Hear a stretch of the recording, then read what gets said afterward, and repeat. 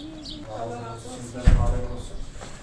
Allah yar ve yardımcınız olsun. Avrupa'daki Müslüman kardeşlerin selamı var sizlere. Ramazan selamı. Allah razı olsun. Allah sizden razı olsun.